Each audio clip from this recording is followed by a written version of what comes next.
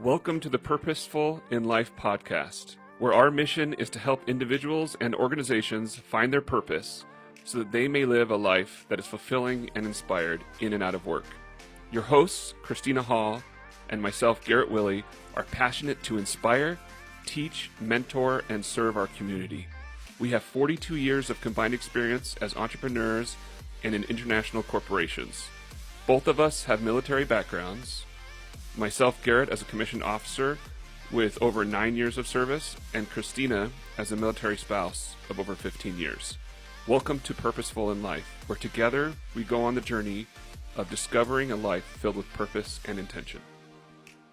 Hi guys, welcome back to Purposeful in Life with Garrett Willey and Christina Hall. And we have a guest today. Michael wanted to say his name. So Michael Brulette. Michael Brulette is our guest today, and we're really pleased to have you on the show. Michael is a counselor and an author of a really interesting book, and I read some of it. Did Christina read any of it? I did. Yeah, she's the reader of us. I'm the listener, so that might inform you that it makes sense to put this on Audible or those kind of sources. Have you done that yet, or are you thinking about doing it? Nope. So I think it's a good idea. We actually would like to write a book at some point to talk about what we talk about here. I'd So love to help you. we would love to get your help. Awesome. I've helped a few people write their books. It's really all about your strategy and how to get words a day, Oh, and then interesting. having an accountability partner. Oh, yes. Mhm. So important That's for everything, neutral, right? Right. Yeah, absolutely. Yeah, and accountability and mentorship with it. So I think both those things are important. And Let's do it. let's do it. All right. Let's do it. Now we're in the hot seat because I actually said it on the air that we're going to write a book. I've told people that individually because part of what Christina and I are doing with Purposeful in Life is we're trying to help individuals and people find their purpose, so they can live a fulfilling life in and out of work, right? So whether it's like in work or out of work, because a lot of people just float through life and they have no real purpose, and then they end up with kind of like the reason that I asked you to come on the show, people end up with like depression and anxiety and just like no direction in life. And then they wonder why they're feeling all these things or why they're telling themselves these stories that really bring them down. And if they had a purpose that they were working towards that was bigger than themselves, and we talk about that a lot as well, because the purpose isn't just like, oh, it's me, myself, and I. It's service of others, right? And when you're serving other people, then you find fulfillment. And so that's why we're here. But we do like the idea of a book. And our book is obviously going to be about the subject matter, the theme of our podcast, having purpose in life. And something that I think is important and interesting to talk about would be that there's different levels of purpose. There's the purpose that God created you for, that it's both your experience, like nature and nurture. It's like who we are. Every one of us has an individual purpose. And then there's subsets or purposes on top of that that are for phases of our life, right? Like family is an essential part of your life, but it's not why you were created, per se, right? That they could be tied together, of course, depending on the individual. And then there's like work and different parts of life that are like sub portions of purpose. So that's the way I was visualizing it. I'm not quite sure how to explain that without being drawing, and I can visualize stuff in my head, but if I draw it, people will be like, oh my gosh, she's in 4th grade. I actually, on Friday, I went with my girlfriend because she volunteers at her church and does divorce care for kids. And so it's like pretty much, I remembered like all the way back when I was in the Army as a mental health specialist in the Army and leading group therapy for adults, like in inpatient and outpatient facilities. And you're going to be very familiar with this, Michael, because I'm sure you've done a lot of that. But doing that felt like that, like in a mini thing with a whole bunch of little kids, where you're teaching them about feelings and that these feelings are okay. And here's the progression of feelings of what's going on. And I was like, wow, I really, really liked doing that volunteer thing. But anyways, I digressed a lot.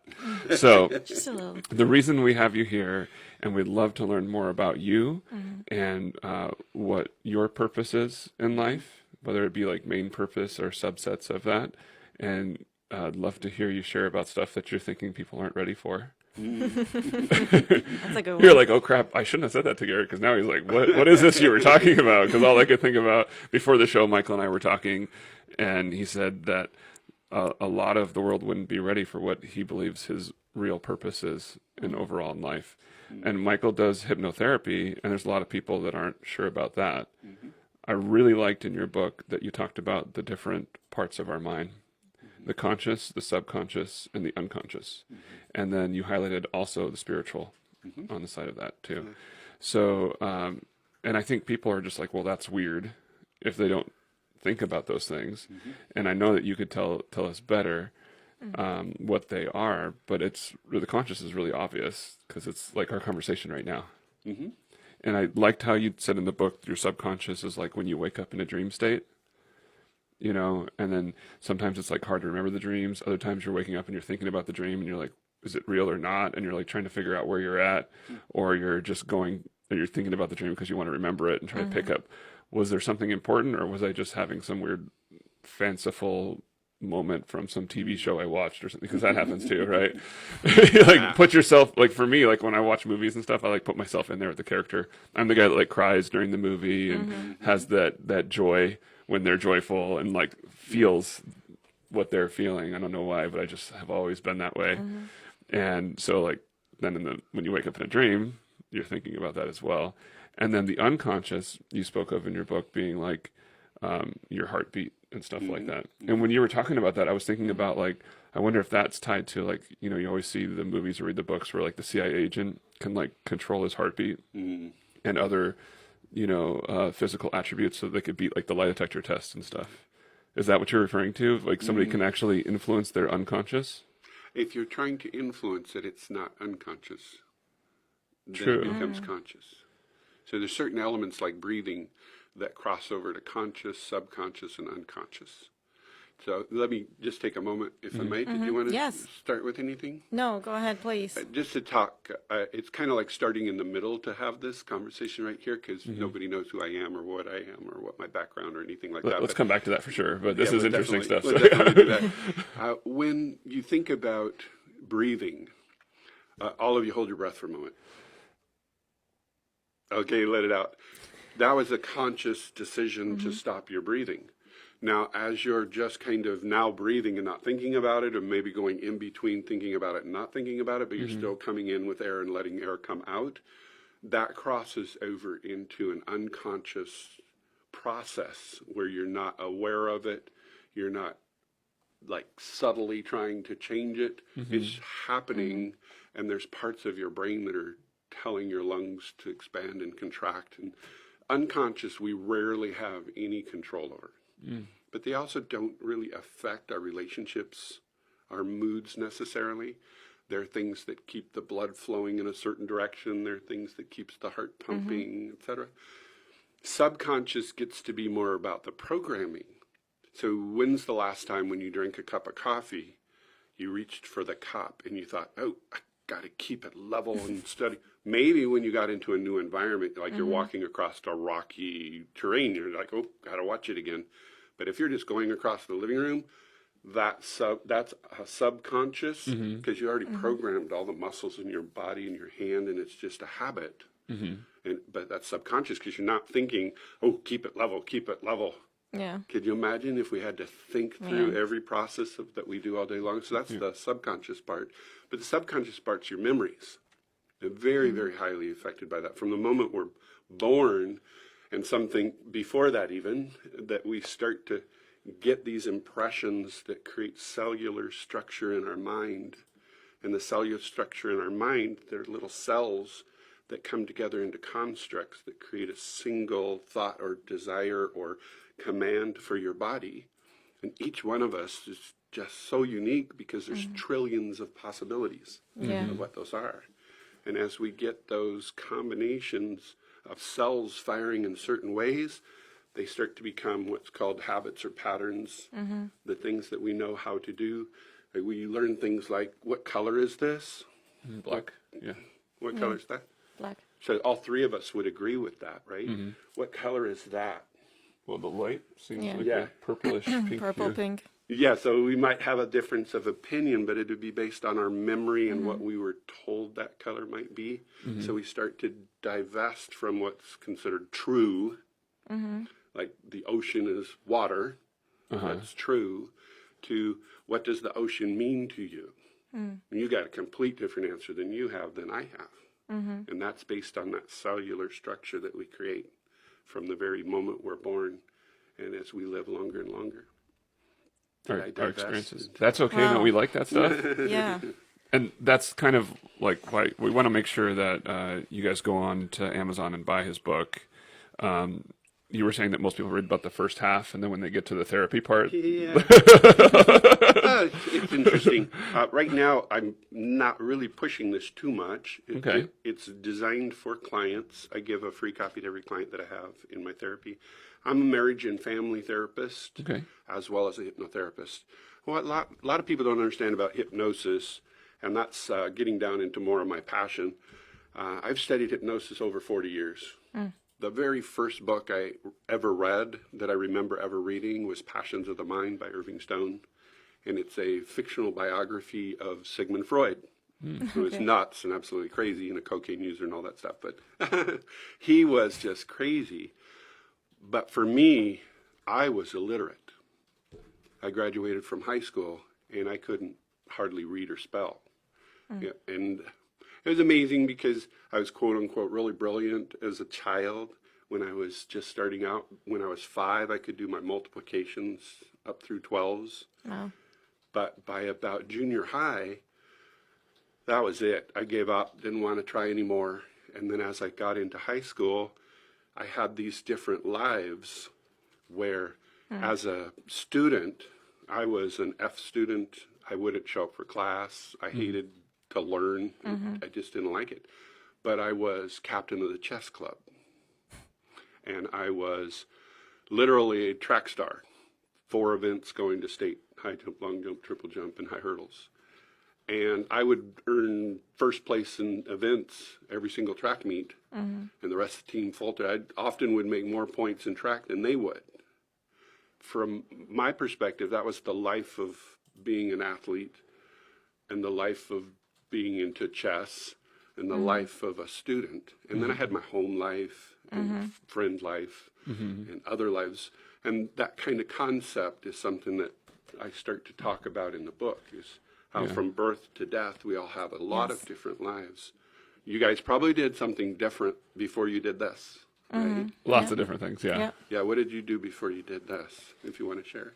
Man, so many different things. Right? Like, A lot of different lives. I don't even know. And some of them you're still doing, And right? some of them 'Cause I'm still doing, yeah. You said there's that overlap there. That's right. I do have to say, though, like, I read that part of the book, and I found it so inspiring, and it makes sense, because I always thought of myself when I went to school, people don't know the real me, because in school I was totally different person than at home, or, you know, I was a, don't laugh people, competitive table tennis player, and I was a totally different person then. Yeah, So that was a different life. Yeah, different life. So I totally get that, and I find that so fascinating.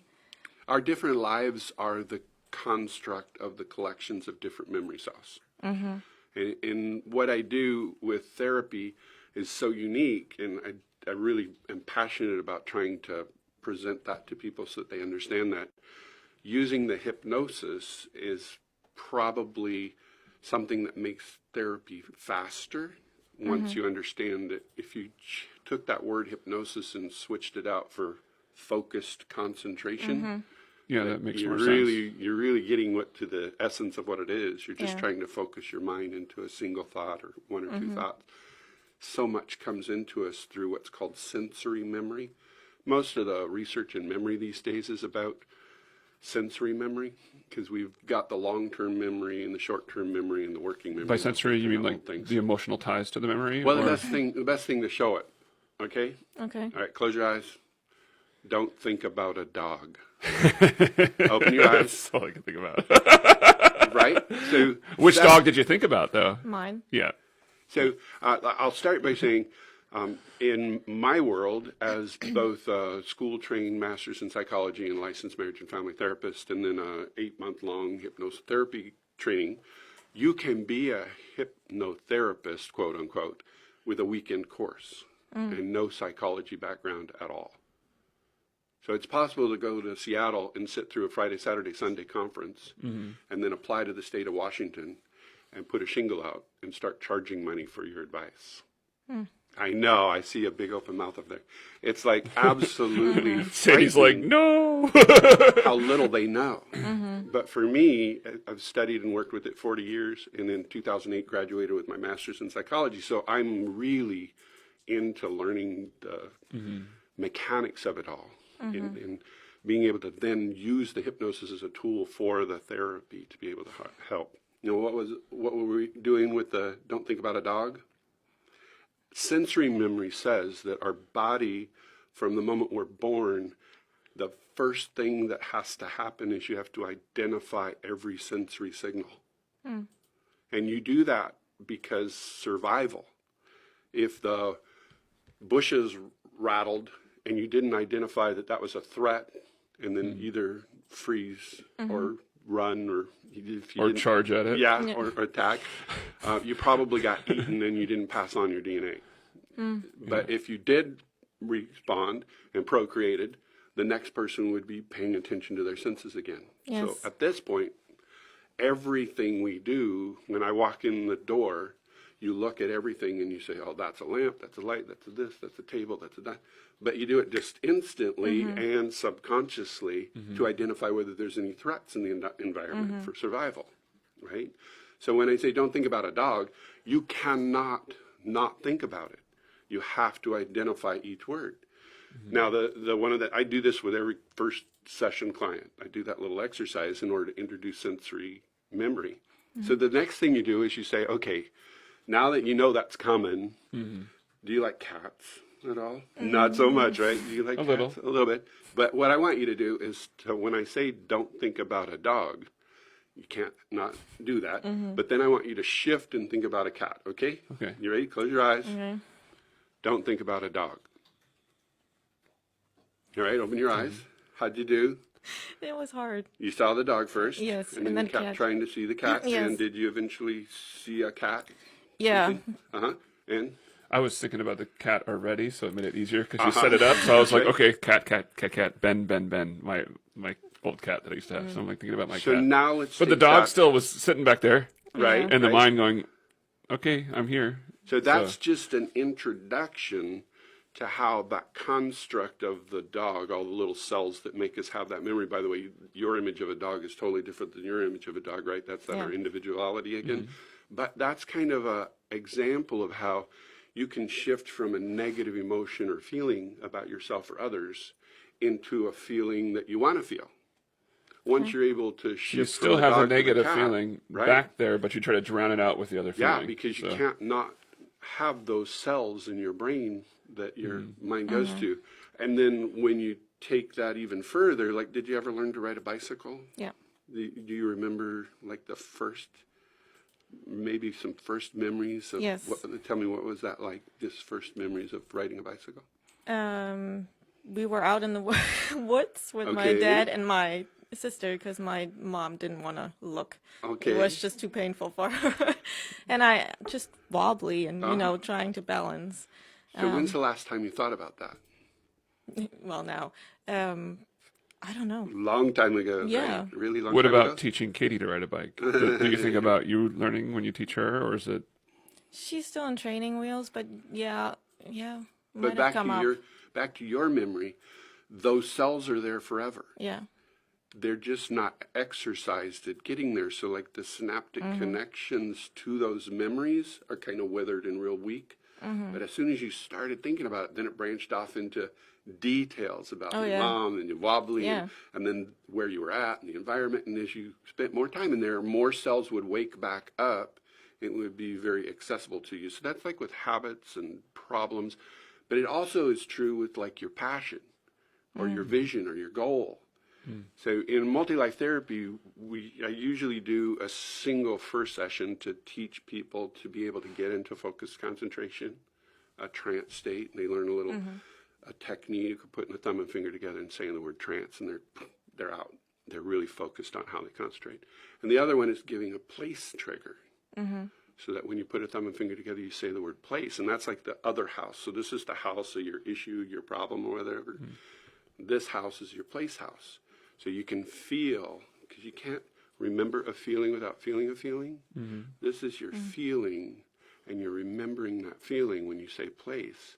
So if you're having depression or anxiety or self-doubt or whatever, and you say place, you're feeling the way you want to feel. So And it that's takes the you first the, session. so you help people find a place that they felt the safest and Yeah. happiest in. Yeah, and then they put it as a trigger. And they- You can be driving place. down the road, somebody cuts you off, and you go place, and you're back to feeling good and not even. The second session we do, which is really into your work, is we create the future self. So you go far enough into the future that you can believe you've achieved your goal. So part of that is like identifying what that is, what's that look like, where you live in, who you're with, do you have kids, how's that? And for some people, that's like 20 years from now. And then we go into the trance state and we experience it. And people feel that. They feel what it's like to have achieved that. And then when they come out of it, the epiphany is always, how'd that feel? And they're like, oh man, that was awesome. If your mind has the capacity to feel that way now, you can feel that way now. Yeah, you just teach yourself to do it. That's right. So the more you practice going to that place, that house that's your future self, the more you're going to make decisions to go in that direction and become that person. Every day and every night, I read the statement of what it's like, what I envision my life to be. You know, like I say, I attract, and I have this whole list of words that I attract, and it was actually Angela's idea. So we just like make sure that we're reading that, and it's really cool because what we're doing is we're placing ourselves in the place or position that we want to be in. So it's really exciting to be able to set yourself on a mindset that's for that, because we're focused on it every morning, every night. Sometimes throughout the day, you just like glance at it and you're like, yeah, that's where I want to live, and that's where I'm living. And you always say it in the present tense. You know, like it could, like one of the line items for her and for me is like individual goals that we have, but we say it in the present tense. This is what we're doing right now. And it's not, but we're telling our subconscious that it is, so we can get ourselves in the mindset for that. So what got you into psychology to begin with? I read something somewhere that you said, like, was it 1978 or something that you started down this road? Yeah, with that book, Passion of the Mind. So I graduated from high school, unbelievably, with a 1.8 grade point average. I had started my senior year needing to pass one English class to graduate. And at the end of the first semester, I still needed one class to graduate. Flunked all 6 classes. 4 of them were music, 1 of them was PE and an English class, and I flunked 4 music, PE, and an English class. And then the second semester, I was able to finally get that English class so I could graduate. But a year out of high school, working as a supply clerk in an insurance company, and seeing my boss, who'd been there for 13 years, he was making a couple $100s a month more than I was. And that was my life and my future. It was like I needed to start. Kind of like a smack in the face. educated. You're like, I need needed to something do else. something. So I picked up this book at the bookstore and was thumbing through it, and I didn't know most of the words in there. And I said, okay, I'm going to learn it. And I would take a sheet of paper and I'd write down and highlight 10 words I didn't know, starting from page 1. And I didn't get through page 1 without having 10 words. And then I'd go to the dictionary and I'd look up each word, and I'd practice it, and I'd put it on a 3x5 card, and I'd learn it.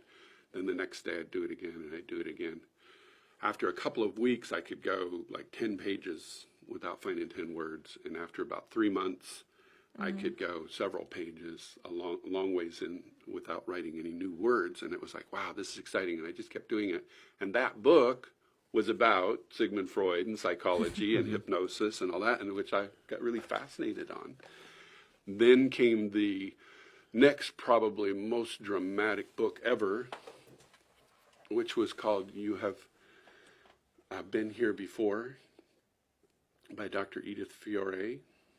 I haven't heard of it. I know, right?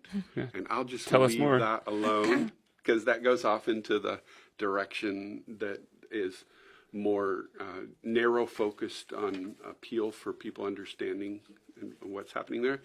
And then it just became a passion to study and learn, and more books and more books. And I also had a really traumatic early marriage that caused me to just dramatically get into books on relationships and marriages. I remember reading those positive self-help books.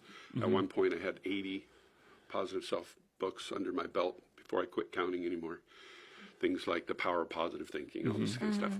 So all that went into my brain, and then I started the college classes working towards my psychology bachelor's degree.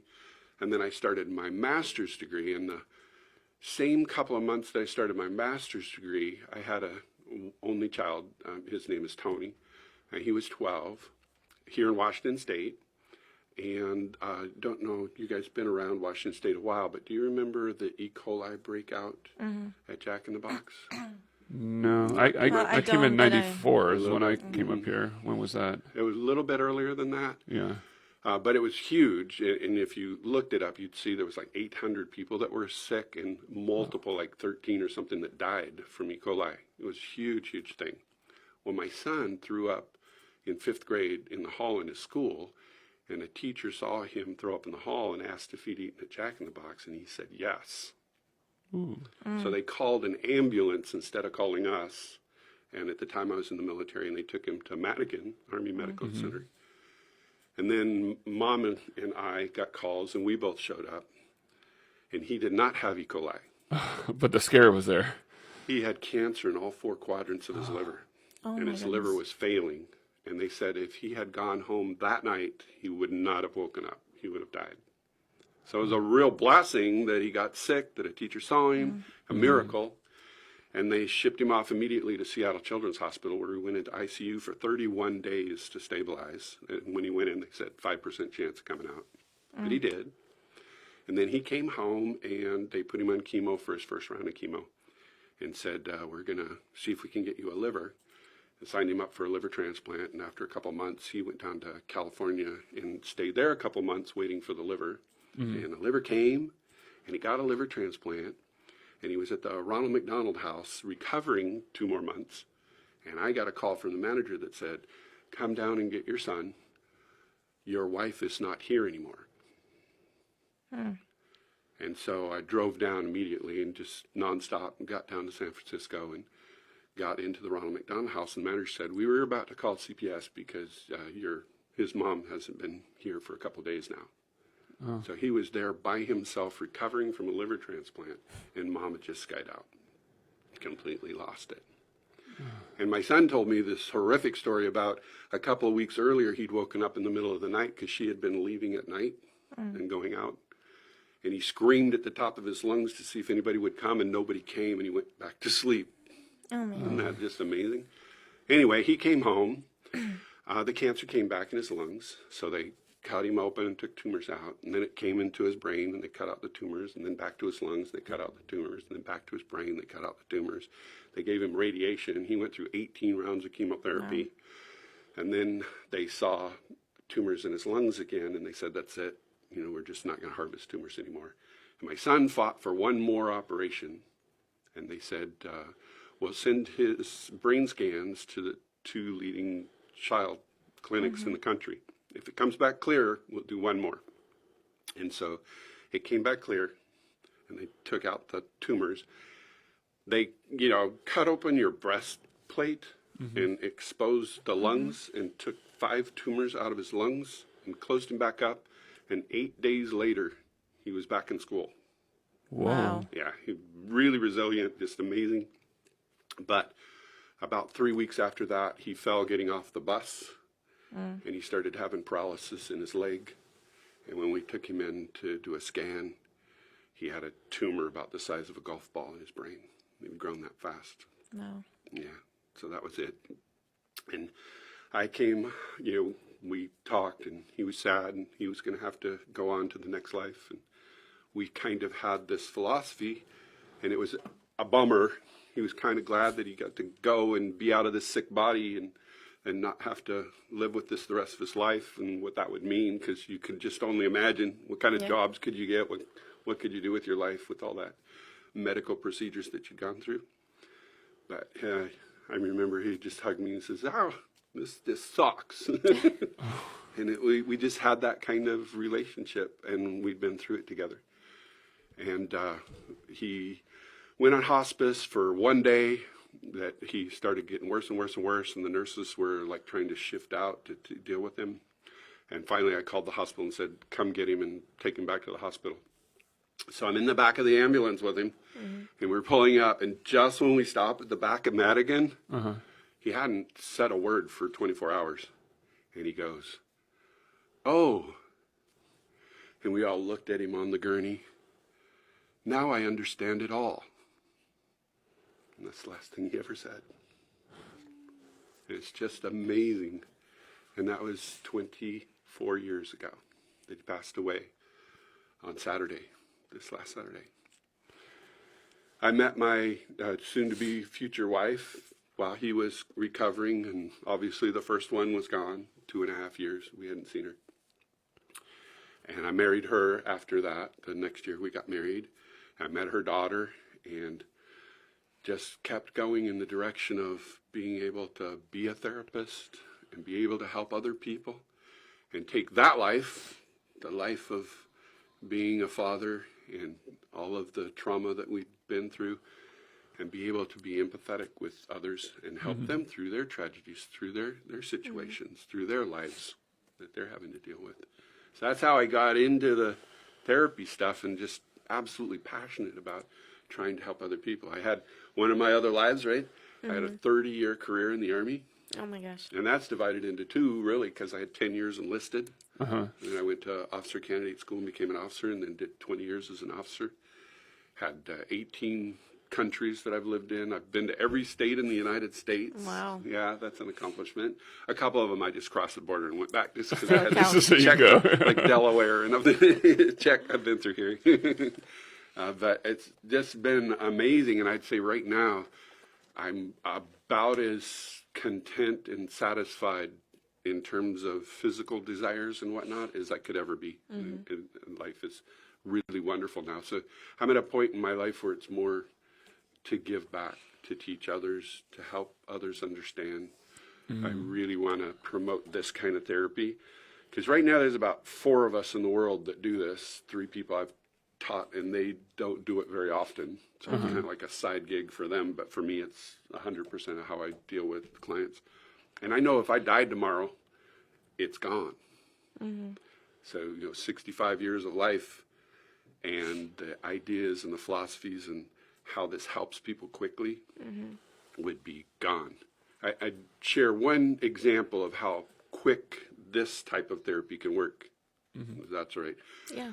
I met a person, and I'll change some of the circumstances for confidentiality, but he came in and he said, "I have a phobia for driving, fear of driving."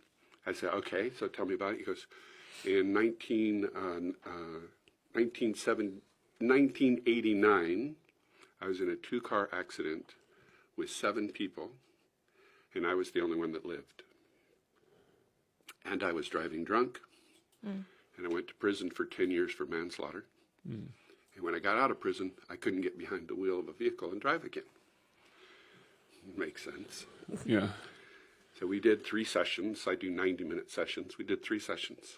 And at the end of the 3rd session, he stood in the doorway and looked at me and said, "I've seen dozens of therapists and spent thousands of dollars, and in 3 sessions, you've helped me get over this." It was just being able to reframe his mind, to be able to take control of his own attitudes and emotions, and then to segment into the lives, and that life is over, and he doesn't have to live with that anymore if he doesn't want to, and then teaching him the strategy to be able to move forward into that person that he wants to be, and finding his goal and passion. So that's how powerful that can be. And I just want others to learn that. So I think that's more about what I'm after than seeing a client and helping a client, is I'm after the people to teach, to do that type of therapy. like the So that original guy. a who came- legacy can be. Yeah, so like Sure, the yeah. original guy who came up with cognitive behavioral therapy, right? And was passionate about promoting that. This is multi-life therapy, and I'm passionate about teaching people how to do that kind of therapy to make it quick and effective and give tools that last a lifetime. And when I first read the title, I could not figure out what you were talking about from the title. I thought, is this guy, is Michael going to be into, what's that called? Where people think- Past life, afterlife. yeah, the past life, afterlife thing. And there's just like, you've lived 1,000 lives type thing. And I'm like, what are we going to find? And then I started reading the book with an open mind. And I was like, oh, no, I totally agree with all this stuff. This is cool. You know, it was like, You're right. I was like, oh, no. Yeah, we've all had a lot of segments of our life, right? And we know that they're separated in different phases, you know, and I was thinking about the stories you were talking about, like my childhood. I think I was like a kid all the way through high school, like just, you know, like the innocence where you're just like, just playing, you know. I don't think it was until like when I was 17, I spent the summer in Europe on like a missions trip type thing, and we would do like street shows, and like there's people like clowns, and like I would play guitar and sing, and it was like a lot of fun, but for the whole summer. And I think that was like my coming of age myself. So that's where my story shifted. And yeah, before that I had like sports and play, you know, everything was just play. Like I just had to do well enough in school that I would get like, for me it was like a 3.2 GPA. And the reality is just like you were intelligent enough to do probably close to the 4.0s or whatever, but you didn't apply yourself. That I applied myself just enough to not be in my parents' crosshairs.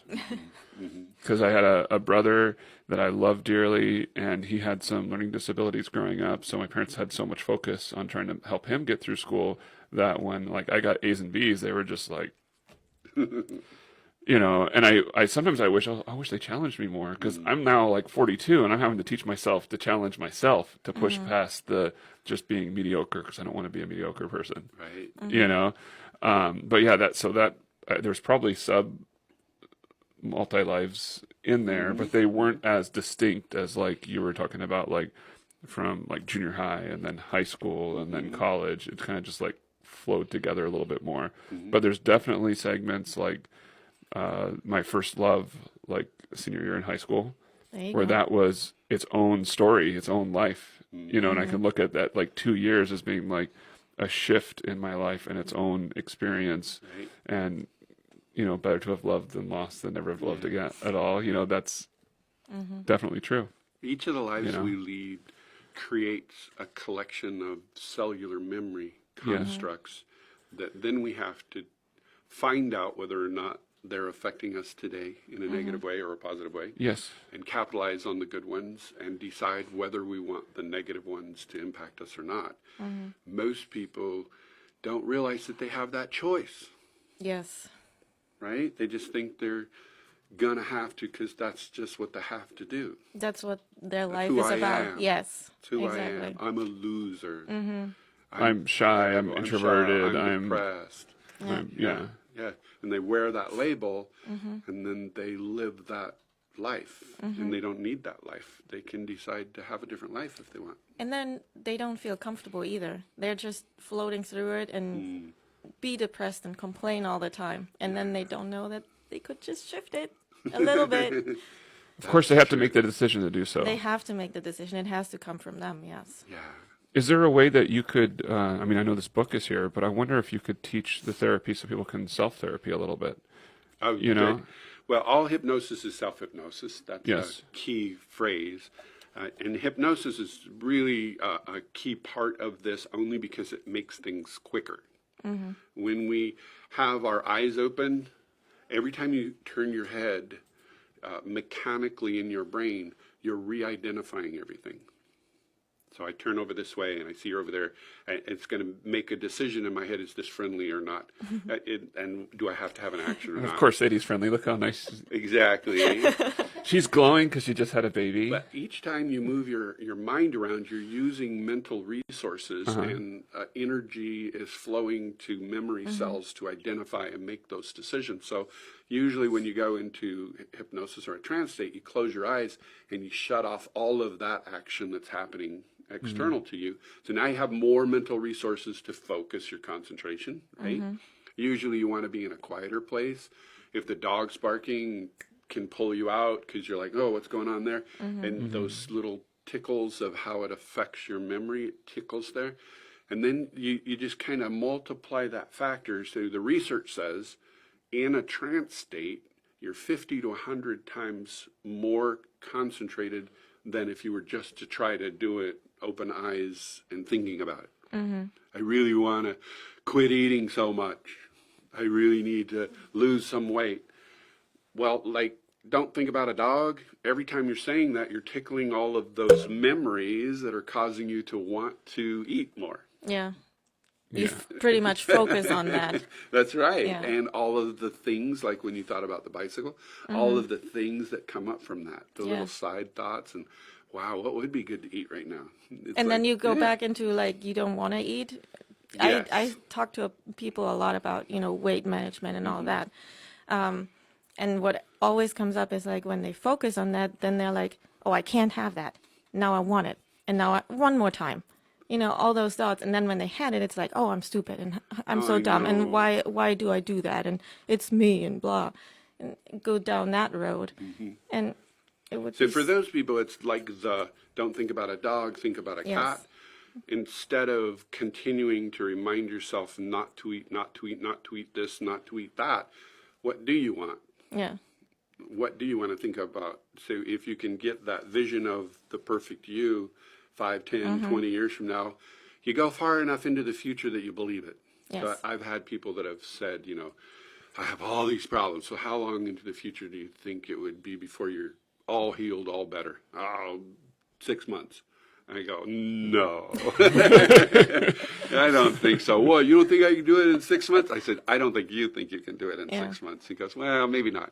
So how far out? Maybe 5 years. Well, if you're saying maybe 5 years, you're not there yet. What about 10 years? No, you're not there yet. You took a moment to kind of think. What about 20 years? 20 years, yeah, I'll have it in 20 years. All right, let's go to 20 years from now. What's your body look like? What are you feeling like? How are you physically? And you paint that image, that passion. What's your purpose? And you get that out there. So that's a lot of work you guys could be using in your thinking about helping people get far enough into the future to get past that subconscious doubt. Yes. Yeah. That's going back to that statement and going back to the diet, just because I deal with that, I always ask people, can you imagine yourself what you look like when you don't have that weight anymore? Yeah. And they look at me like, no, I've always been that way. Right. Like, well, then that's the first thing you have to do before you can even start losing it. Well, now you know to Take follow it the further into process And do it 10 that- years down yes. the road. Take it- And then the second thing is so critically important with weight management stuff. I really try to get away from looks. Oh, yeah. I really try to get into how do you feel. Yes. Can you walk up the stairs? Can you take a walk in the woods? Right? Yes, We're that's kindred spirits on that. That's exactly what I asked. Yes. I had a client the other day who's a binge eater. I says, do you want to feel like the perfect person who's the perfect weight, or do you want to feel like you're your best you no matter what your weight? Yes. So it's like once you're comfortable with you forgive yourself and you're able to not do the emotional eating and all that sort of stuff like that. So much Exactly. better. Yay, absolutely. I like it. Great. What's next? Oh, whatever we want to be. All of our notes and stuff we haven't looked at all. No. That's okay. I think what you guys do is so critically important. And I was honored when you gave me an opportunity to come talk. You can tell I've thought about all this for a really long time, and every time I have a new client, I'm going through pretty much this discussion with them and with myself as an example. So we get an opportunity to share in that first session. For me personally, I'm not looking for a lot of new clients, but if this got anyone who heard this and said, boy, I'd like to come see him, I have a couple of things I share, like when I'm at a table at Ignite You or whatnot. I only charge $60 for a 90-minute session Wow. So for master's in psychology, licensed marriage and family therapist, hypnotherapist, that's $40 an hour, Yeah. basically, to work. $60 cash or check. I'm a little insurance phobic, meaning that I don't collect any insurances, but because with insurances will come reporting. It's got double the cost. But the important thing there is I'm not like a big Second Amendment guns rights, I own a weapon and I want to shoot, but I know there's a lot of people that do. Yeah. And we're one vote away from having a law that says if you've had mental health treatment, you cannot have a weapon. Yeah. And that could impact a heck of a lot of people. From And seeing, so, from taking care of themselves. But more than that, the anti-gun lobbyists see that as a way to really eliminate a lot of weapons in the hands of people. For whatever reason, that's their decision. And if they can do that, though, the government will have the right to your mental health record. So it's not even about gun rights at that point. It's there's a government server that has all of your notes and all of your conditions and your diagnosis out there. How secure would that be? What could that be used against you? So that makes me very insurance phobic, and so I'm willing to take hardly anything in terms of wage. I mean, $40 an hour is a pretty decent wage. A lot of people would like to have a job at $40 an hour, right? So I don't really care. Most therapy sessions, 120, 155 bucks for an hour for a 50-minute session, but I'm doing a whole 90-minute session for $60. And for a lot of people, copay is more expensive. They have to pay $1,000 out of their pocket before they even get the insurance. So I've had a lot of clients who've called me and said, do you take such and such insurance? And I'll go, no, but I'm only $60 for 90 minutes. And they go, oh, well, I could do that. Yeah. And then a lot of times, because of the nature of teaching someone to do it, when you leave after the first session with me, you can do trance, you can go into your own self-hypnosis and get that state of focus concentration so that you can work inside your mind and help yourself. And you can do place, so you can alter from dog to cat on any kind of emotional change. And you can do that the rest of your life. You have those tools that you can use. Most people, when I see them the second time, they were like, oh, it worked for a few days and then it didn't seem to kind of work so much. It's kind of like a battery charger. How often did you reprogram that to make it stronger again? Oh, I don't know how to do that. Well, let's teach you how to do that. So that's part of the second session, is teaching them how to go into trance to increase the power of the place. Now, definitely the rest of their life, they're able to kind of do that. And then when you give them future self, they're able to, we do a neat little imagination game where they're sitting in the chair and you have them go into the future and be their future self and feel it. And they come out and how is that? And you do the epiphany and all that. And then you say, okay, go back into trance, see your future self now standing in the room with you and talk to yourself. Use your future self as your mentor. And they get this kind of really fun thing where they're just imagining, it's all inside the power of their mind. They're just kind of imagining that they're talking with their future self who's giving them advice and helping them and answering and listening to them. And then they come out of that, and that's really all we have time for in a second session. But now they have that to use the rest of their life. The really strong stuff starts the third session, and that's when we do past life. So they go to that childhood incident that caused them trauma.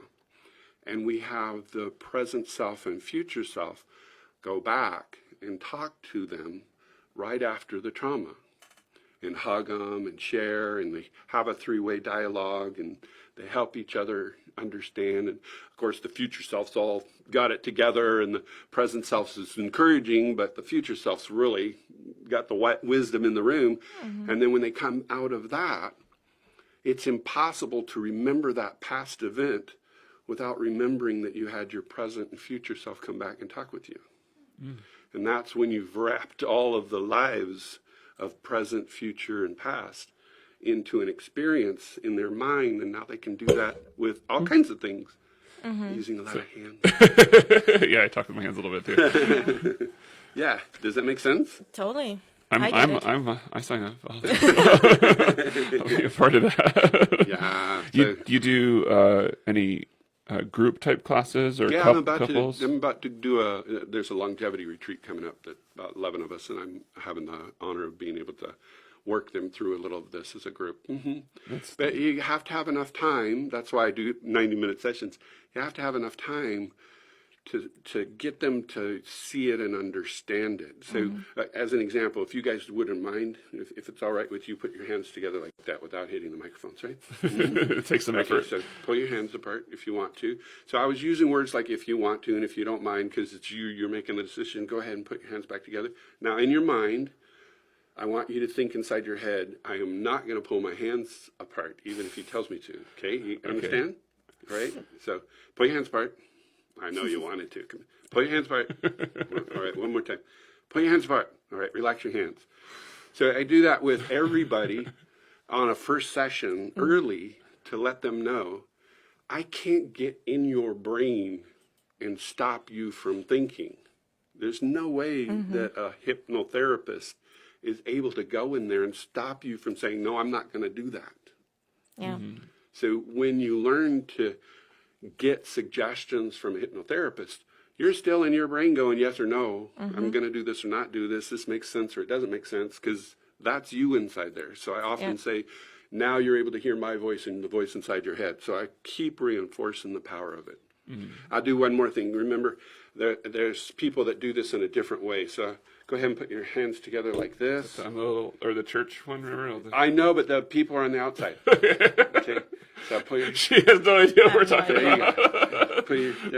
There you go. Okay, ready? Close your eyes. Now, I just want you to use the power of your imagination. This is how strong your imagination can be. Just imagine that one of those fingers is a negative magnet. You can already decide which one. And one of them is a positive magnet. And you can already imagine that. And a positive and a negative magnet, they really can feel the power and the tingling at the tips of your finger. And you can feel those things as you feel that energy getting. Those are big magnets too. If your fingers touch, go ahead and open your eyes. Yeah, so relax your hands. So I do that. Now, some people take that into a control mechanism where they said, now you can't pull your fingers apart. And I want you to imagine you can't do that. They're glued shut and you can't do it. But that makes it sound like I'm in control of you. And I don't really like that. What I like is that you're able, did you feel a little tingling? You made yourself do that? So that's you making yourself using the power of your imagination to bring your fingers together. So I like that it empowers people. Everything that we do is empowering. I do smoking cessation really effectively and quick, because with smoking, it's either you do or you don't, right? With eating, that doesn't work so well. Because we all have to eat. Or you hope people eat, because it's the opposite, right? I suppose I could try to do that, but that would not be very good, right? But with smoking, it's either you do or you don't. So once you have the other house, which is the smoke-free you, and the way that it feels, and you projected a year into the future, and you've been a year since you smoked and like that. I had one gentleman, he smoked for 50 years, and he quit in the first session with no withdrawal. And he calls me 2 weeks later, because this guy is like 68 years old. He started when he was like 18. He smoked for 50 years. And he says, I need to see you again. I go, okay, no problem. And he saw me, and he said he smoked 2 cigarettes in the last 2 weeks, and both times he didn't even realize he was smoking. He was halfway through a cigarette when he went, oh, hey, and he put it out. So there are people that try to do like negative reinforcement with smoking and make it smell bad or taste awful or all that. And that's just so unethical to me, because a lot of times people just keep smoking, but they really don't enjoy it. Yeah. And yet they're still smoking. Yeah. So it's the ethics of it. And then working inside someone's mind. Can you imagine a weekend trained hypnotherapist getting in there going, oh, and do you remember when your father crept into your room and molested you? That's a true case that caused, in the state of Washington, testimony from someone who's been to a hypnotherapist to not be admissible in court. As there was a woman doctor many years ago and had a vendetta that believed every female client that she had been sexually molested. And she would lead the client in the way that she asked the questions.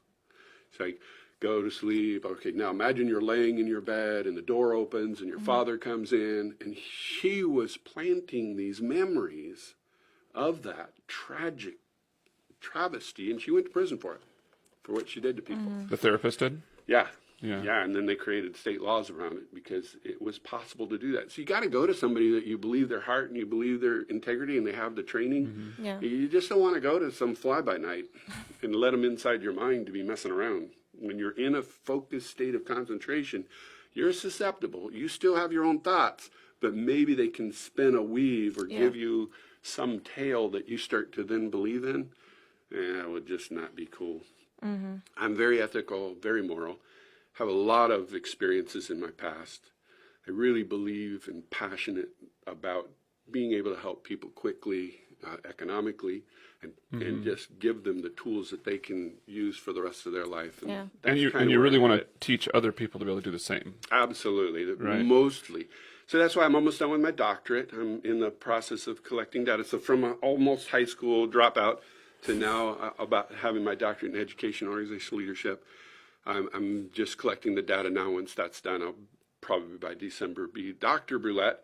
That's going to go on the title, and I'll add a couple of chapters, and then this will be the basis of being able to do that. There's people in our group that deal with Facebook and LinkedIn marketing, and I'd encourage anybody to hook up with those people, because being able to know how to use social media to market yourself is absolutely critical.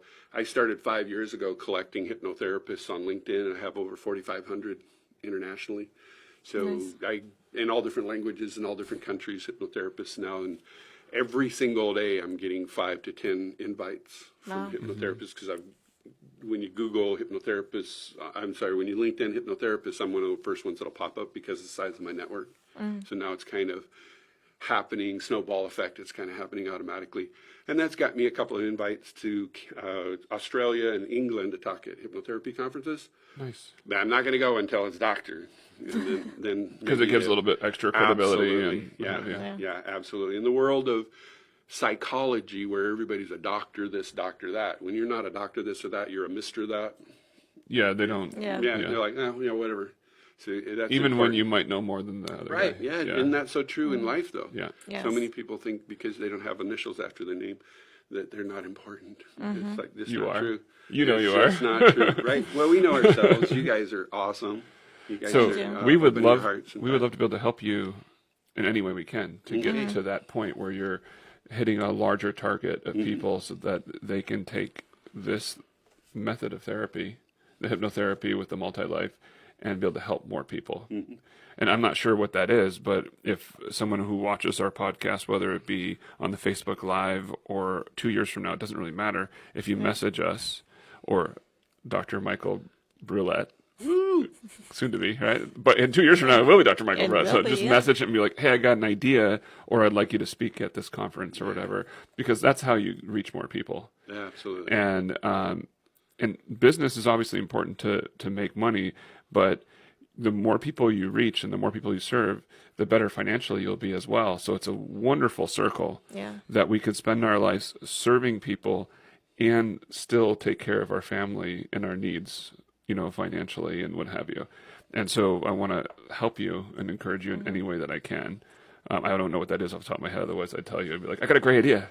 I'll tell you if I have a great idea. I expect that, and I'm welcoming that. It's the reason why I decided to do this, is because I know you guys could help in that in the future.